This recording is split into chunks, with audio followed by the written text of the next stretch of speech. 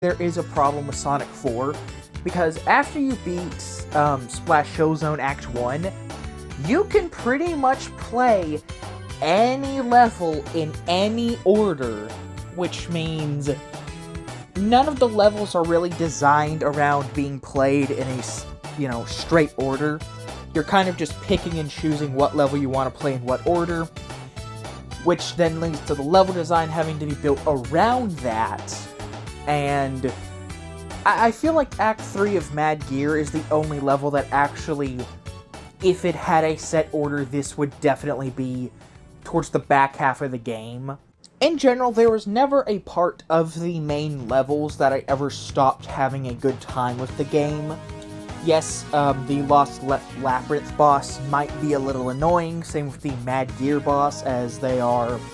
arguably taking from two of the worst bosses in Sonic 1 and 2, that being the Labyrinth fight, where you're just climbing up a flooding arena, and then the Mad Gear fight has the potential for being annoying,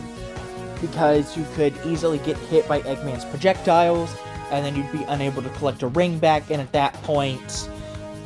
sometimes the deaths don't even really feel like your fault, because the boss is moving away from you. You're moving at it as fast as you can, or at least as fast as the game will let you, and yet the timing of the objects bouncing will just never sync up with you most of the time, which leads to you getting hit, and losing your rings, and then dying, and it just feels a little unnecessary. And with the Lost Labyrinth fight, I don't know, I'm just very impatient when it comes to that fight. I just want to end it, mostly because I know getting squashed just instantly kills me, so I want to end the fight as soon as possible, which just leads to me making dumb decisions, and I know that's not really a problem with the boss's fault. I just wish it was an actual boss fight instead of a don't get squished simulator. Egg Station Zone. This holds the final boss fight to the game,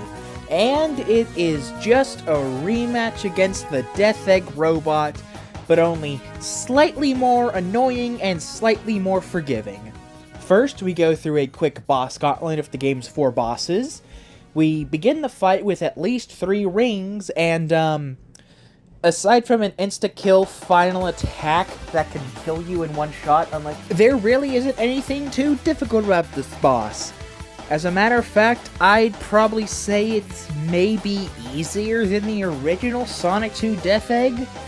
which aside from having no rings is actually super easy, as you can easily cheese that boss.